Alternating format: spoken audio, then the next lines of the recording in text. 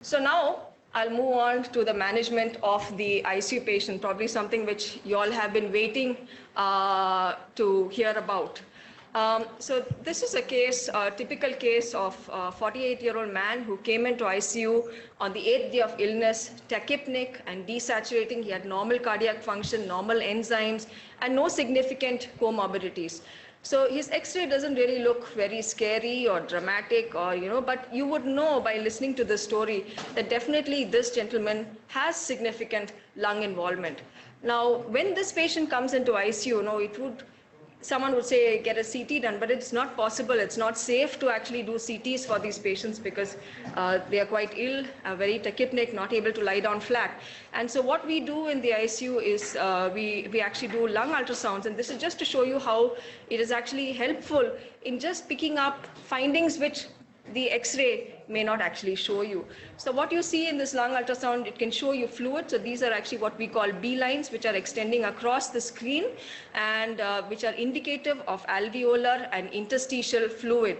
You can also pick up consolidation and ARDS. So this is a very good skill to learn because even if the X-ray doesn't show findings, you can actually pick up findings of lung involvement from an ultrasound. So this patient, according to the WHO criteria, most of the patients who come to us actually are in the severe and critical phase by the WHO criteria. So any patient who comes into the hospital who is tachypnic, desaturating with a PF ratio, that is a partial pressure of oxygen by the FiO2 less than 300, or with respiratory failure, ARDS or shock, definitely needs to be in an ICU area. It sometimes may be very difficult. It may be a gray zone between severe and critical, but if you have a patient like that, it's better to keep them in an ICU environment. Usually, symptoms of dyspnea come in by the 7th day after the development of the initial symptoms, and then the progression to ARDS can be very quick thereafter with a median duration of 2.5 days, and ventilation is needed for almost a third to 100% of these patients. Now, generally, by God's grace, 80% of these infections are self-limited, but we have about 15% who present like the gentleman I just told you about in the first case with a severe pneumonia requiring oxygen to an ARDS. And I'm just going to show you this is a very preliminary analysis that we did maybe a couple of months back. I'm yet to do the latest analysis, which is showing you how our COVID cases was. This is a flowchart showing our COVID positive cases. And about 70% of our patients actually came in with moderate to severe ARDS. And hence the focus of this talk is going to be on acute respiratory distress syndrome in COVID-19. So the first thing is, does this patient have ARDS? And there are 3 main criteria to look at. Hypoxemia, which is defined as a PF ratio, that is the partial pressure of oxygen by the FiO2, which you can get from an arterial blood gas in a ventilated patient with a PEEP of more than 5 centimeters of water. This should happen within a week of a known clinical insult with new or worsening respiratory distress, and the X-ray should show opacities not explained fully by effusions, collapse, or nodules. So this is the standard ARDS definition, which is followed for any ARDS, whether infective or non-infective. The severity of ARDS is graded as mild, moderate, or severe based on the PF ratio. You'll see a patient has a mild ARDS if the PF ratio is 200 to 300, moderate ARDS if the PF ratio is 100 to 200, and severe ARDS if the PF ratio is less than 100. So this is how we diagnose ARDS and severity. I'll just very briefly touch on and correlate the pathogenesis with the treatment targets and clinical correlation. So I'm sure a lot of you would have read all this. I'm just very briefly going to touch on this. So this is the virus with the spike proteins which get attached to the ACE2 receptors, which is finely cleaved by this enzyme called the TMPRSS2. And once this complex is cleaved, the virus actually enters the cell. Okay, so this is one part of it. As soon as the virus enters the cell, there is inflammation which sets in, a lot of cytokines which are released, and there are reports that there is some amount of thrombosis or thromboinflammation which also comes in as a result of the COVID infection. So now what I've just talked about, I'm just going to link it to the therapy. So the virus entering, the target of therapy will be the antiviral therapy. You've got immunomodulators to target the inflammation, and you've got anticoagulation with or without antiplatelets to target the thrombotic problems which come in. Linking the pathogenesis to clinical correlation, there are two typical lungs which are described. Again, this is not very clear, but L-type lung, which is the lung with low elastance. A low elastance lung means it can expand very easily, okay? And it has a low lung weight, that is, there's less lung water. Now, a lot of these alveoli are actually functioning well, so there's no benefit of recruitment, okay? So that is the L-type lung, which comes in early on in disease. The H-type lung is the stiffer lung. So these lungs are said to have high elastance, so much stiffer, doesn't expand that easily. You've got high lung weight because of a lot of lung water, and a lot of these alveoli actually are potentially recruitable, better recruitable as compared to the L-type lung. Now, if you ask me, how do I correlate this with management? So a lot of the patients who come into the ward before they come into the ICU are with the L-type lung. You can manage them with maybe Venturi, high flow nasal, and the H-type lungs are the lungs which may benefit from some amount of positive pressure ventilation, which I'll take you through in a little more detail. So coming back to this case, if this patient comes to the ICU, how do we go about the management? It's important to assess the severity of disease in terms of ARDS severity, which I mentioned earlier, categorizing it to mild, moderate, severe, and also looking at it in terms of severity of COVID disease, which is diagnosed in terms of the lymphopenia, increased neutrophil lymphocyte ratio. If the ratio is much higher, like more than 3.13, there's a higher risk. And if you've got elevated markers of thromboinflammation, that is D-dimers, LDH, CRP, and ferritin. So you need to assess severity of ARDS and severity of COVID disease when the patient comes in. If you look at the management, so once the patient steps in, you've sent off some tests, the pharmacotherapy and organ support go hand in hand, okay? So this would have been covered in previous lectures. I'm just going to skim over the topic. I'm not going to go into the depths of it. There's Remdesivir, an antiviral therapy, and dexamethasone, an anti-inflammatory agent, which have both been shown in big studies to be beneficial in COVID-19. So this is the Act 1 study, Act 1 trial, which was an RCT, which looked at the role of Remdesivir in decreasing the time to recovery. So this was actually studied in patients who were hypoxic, who were requiring oxygen or requiring mechanical ventilation. And what they found that in patients who are requiring oxygen, so this will be actually in the ward setting also, patients requiring oxygen, the time to recovery is much lower, okay? And I just want to highlight one thing. So this is the group on oxygen therapy. Even though this was not one of their primary outcomes that they looked at, it is very interesting to see that the mortality, there's actually a mortality benefit with Remdesivir in the group who's just requiring oxygen. So this is the kind of patient who's probably there in the ward before the patient comes into ICU. It's good to start Remdesivir. Probably good to start Remdesivir early. We need more trials. 28-day mortality outcomes are still awaited for this study. Now, dexamethasone, the recovery study came on mid-July, and what they found in this study is that there was definite mortality benefit, and the benefit was felt more in the group who were invasively ventilated, in the group who were on oxygen, but there was no benefit in the group who did not receive oxygen. So the bottom line again is patients who are requiring oxygen, please start them on dexamethasone 6 milligram IVOD for 10 days. Now, even though there is no RCT to kind of, for me to tell you that anticoagulation, antiplatelet is useful, as a practice, what we've been following here in CMC is we have been starting patients on therapeutic anticoagulation when the D-dimer is more than 1,000. And this is based on some data, which I will just cover very briefly. So in a retrospective data study on 25 patients with COVID-19, you can see that the patients who had a pulmonary embolism had a much higher D-dimer, 11 versus 2.44. And in a study on 191 patients, there was an increased odds of death if the D-dimer was more than 1,000, and these patients had no evidence of DIC. Why I say that is because when you have an elevated D-dimer. It can happen because of a prothrombotic state or DIC. So none of these patients had DIC. Their platelets were normal, their prothrombin time was normal, but there was an increased odds of death with elevated D-dimers. In patients who had, when they compared COVID ARDS versus non-COVID ARDS, there was a much higher risk of thrombotic complications in COVID ARDS, and there were autopsy studies which also showed evidence of thrombi sitting in pulmonary arteries, small and large pulmonary arteries, and many of them were platelet fibrin thrombi, and that is why some people believe that there may be a role for antiplatelet agents also in this group of patients. So there are a lot of ongoing trials on anticoagulation and COVID-19, and we are awaiting the results of these trials. I can tell you from the 450 patients that we've had till now, when we've started patients on therapeutic anticoagulation, in terms of major bleeds, we've had maybe 2 events of major bleeds, and minor bleeds probably 5 or 6 in the form of hematuria or some endotracheal minor bleeds which have settled very quickly.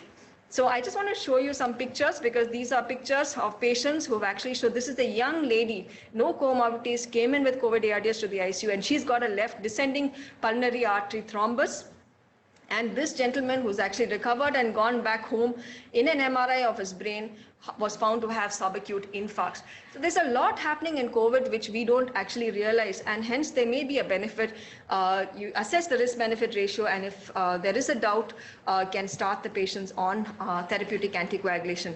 I'm sure this protocol would have been covered the last week, and hence I will not go into the details of that, but it would be ideal if you can send them for a CTPA, but in ICU patients, difficult to send for CTPA. If you have an unexplained hypoxemia with a D-dimer, which is more than 1,000, you can consider starting them on therapeutic anticoagulation.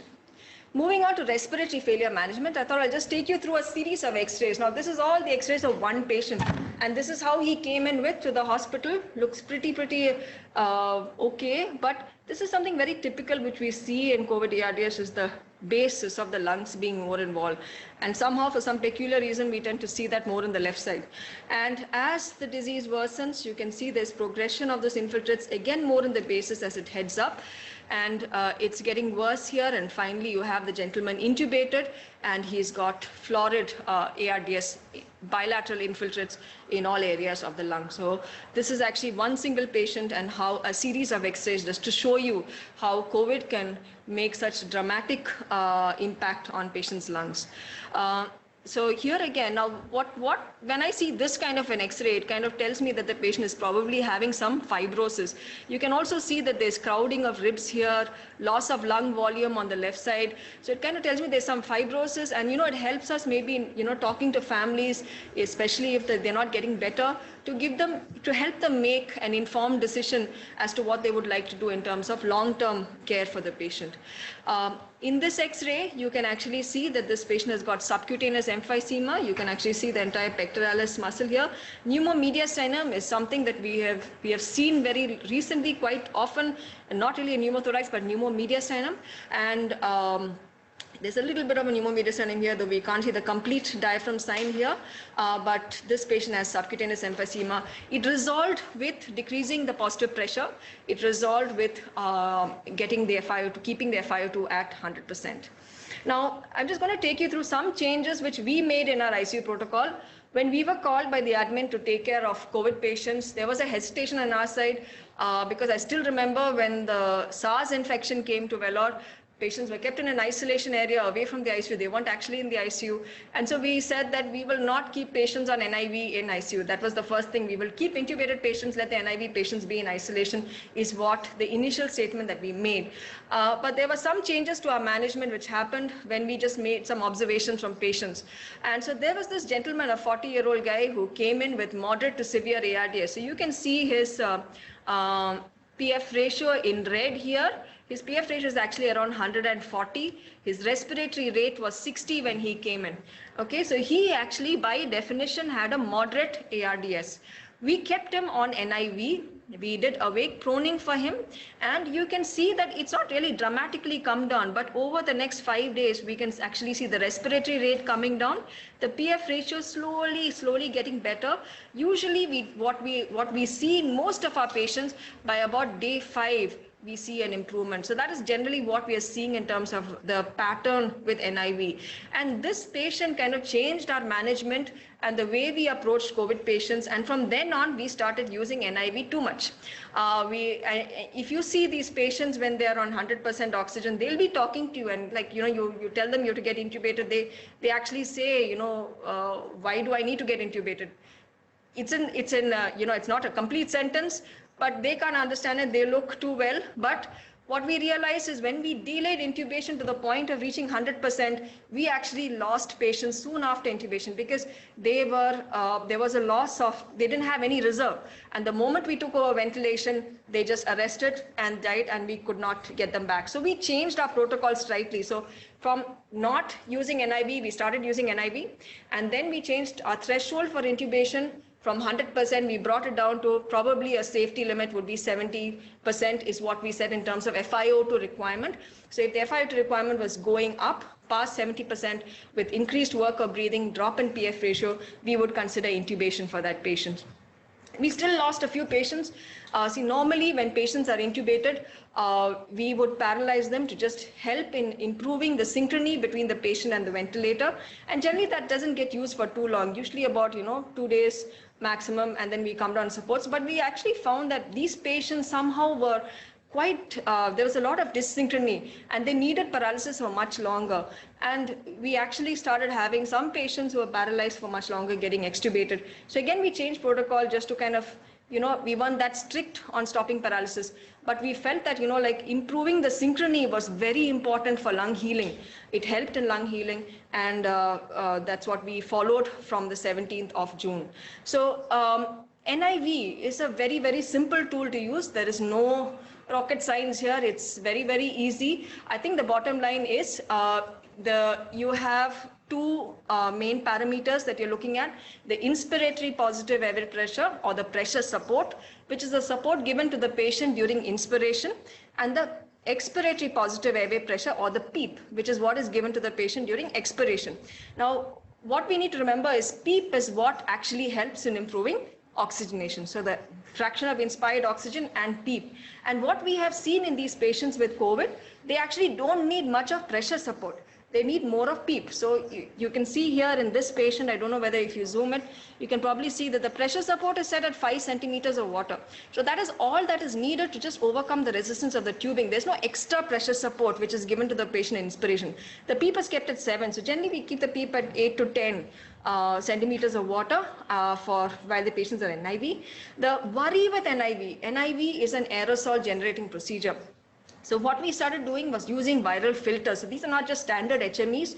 These are HMEs with a filter and which should be changed every day. So these viral filters actually decrease aerosol transmission. So this viral filter is actually sitting near the patient's mask, and there's one in the expiratory limb as well for this patient. So make sure you use viral filters to decrease aerosol transmission and to decrease the risk of occupational exposure to COVID.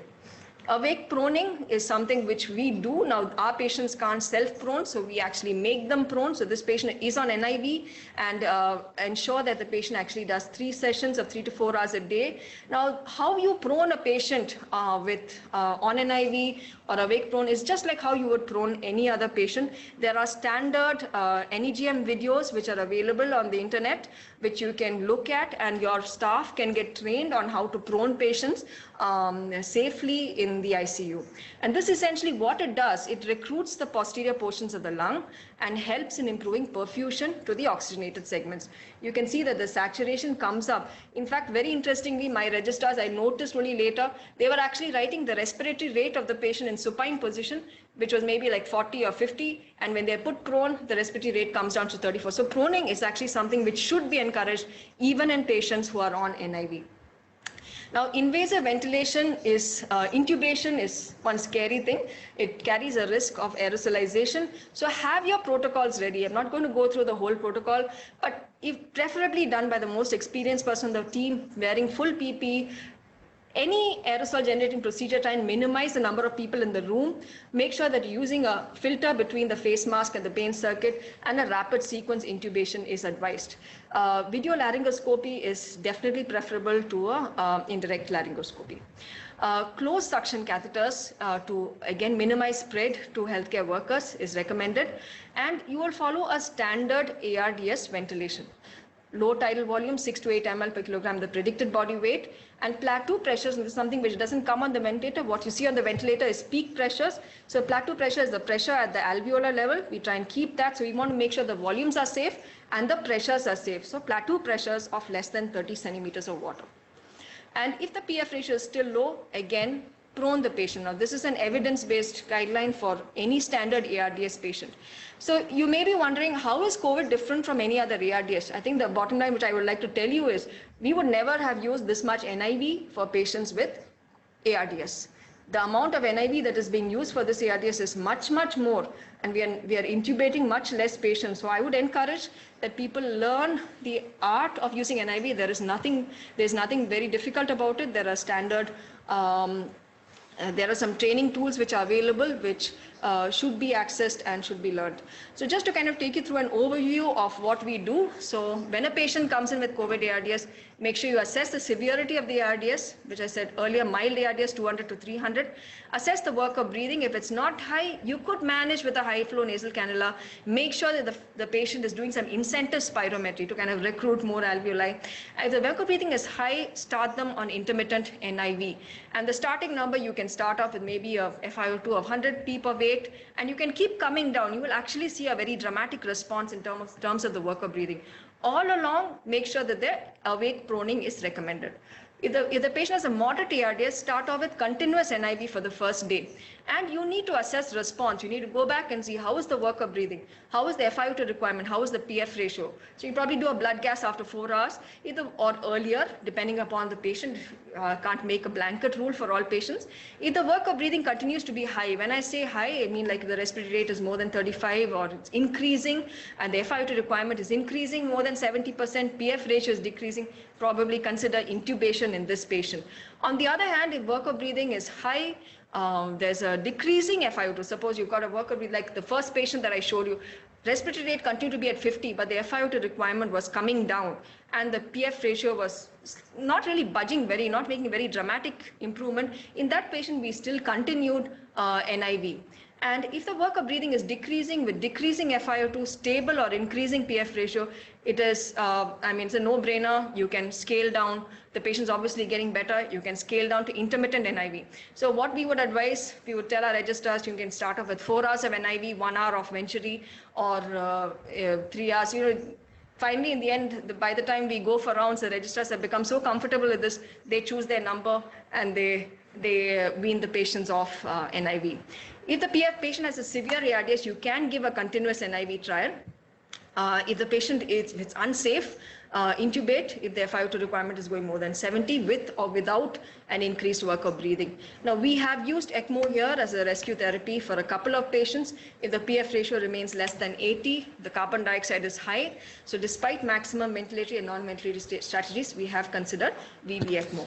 Some other practical aspects that you must keep and you must make note of is avoid use of nebulizers. So usually, in patients who come in, we don't even use the humidifiers, active humidifiers. We just use those heated moisture HMEs with the viral filters. So early on, avoid that and avoid aerosol generating procedures like bronchoscopy. When you're doing an extubation, again, minimize the number of staff around. Ensure that there's a cuff leak present before extubation, and standard guidelines for extubation are followed. There's no role in rushing and doing a tracheostomy early, and I'll just show you in the last slide as to why I'm saying that. Now, if there's a deteriorating patient, you need to analyze what the cause is. Clinical examination of a COVID patient when you've got a hazmat suit is very challenging, and hence you need additional tools like an X-ray, lung ultrasound, and echo. This could be when a patient worsens, it could be because of worsening disease, a new infection, or others usual ICU problems like collapse, pneumothorax, fluid overload, tube block, which has to be assessed at the bedside. So I'm just going to focus on underlying disease worsening, which can be threefold. It could be because of increased inflammation, new thromboembolism, or fibrosis. Inflammation, there may be a role of trying some additional immunomodulators. In thromboembolism, it's important to assess now if you have started your patient on anticoagulation, is the anticoagulation adequate? There are a few patients where we found that the patient has developed an RARV dilatation, right heart dilatation, and we've had to thrombolize some patients with severe hypoxemia. And fibrosis, there's no magic therapy. People have looked at pirfenidone, people have looked at low-dose steroids, but there is no real guideline onto how to manage fibrosis. It's probably a patient who may need a transplant if they're affordable. Very, very briefly, I'll just touch on cytokine storm. Now, this is something which honestly in CMC we have hardly seen.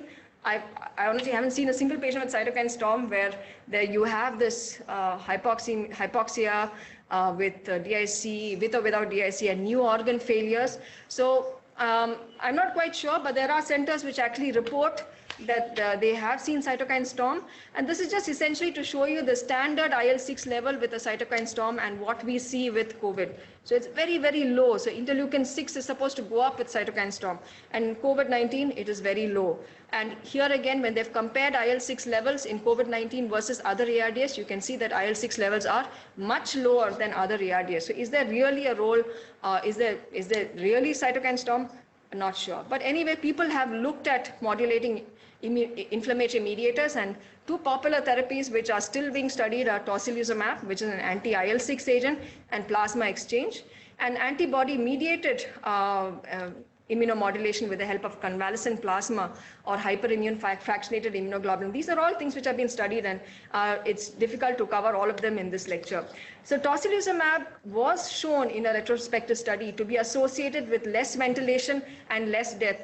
But I just want to show you that it's very rare that you have a trial sponsored by the company which produces the drug. This is the Covacta trial, which actually showed that there was no difference in death and there was no difference in ventilator-free days between the two groups. And hence, I mean, the benefit of Tosylurea in COVID-19 is questionable. So it can actually increase the risk of infections. Convalescent plasma and plasma exchange have also been looked at. This is a big study from the US, which was just a safety update, a big cohort of 20,000 patients, which showed that convalescent plasma was safe. It did, but the problem with this is not a randomized study, even though they probably should have done that as a randomized study.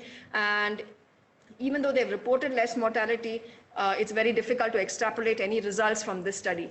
The PLACID study, which was done in India, actually showed that there was no difference in mortality or composite primary outcome between the two arms. So convalescent plasma as a therapy for use, I think in ICU it's probably too late. If at all, it has to be tried before the patient comes into ICU. Now, plasma exchange is something where you can connect a plasma filter either to a proper plasma exchange machine or to a dialysis machine. And what it does is those plasma filters are able to filter off the virus, and it can also filter off the inflammatory mediators. That is the basis on which it is being proposed as a possible therapy for patients with increased inflammation. Additionally, it has also been shown to help in removing the mediators of thromboinflammation. This still needs a lot of, there's a lot of evidence which is needed in this. This study actually suggested that there was a benefit with therapeutic plasma exchange in patients with severe COVID-19. We have used plasma exchange for a few of our patients. There is a benefit which has been noted for patients with renal failure, but we haven't really seen a benefit with other patients. So it can be used as a rescue therapy for patients who are showing deterioration despite standard care, and they should have evidence of thromboinflammation. So maybe increasing D-dimers, increasing ferritin, increasing CRP without the presence of an infection. This is an active infection. Plasma exchange is not recommended.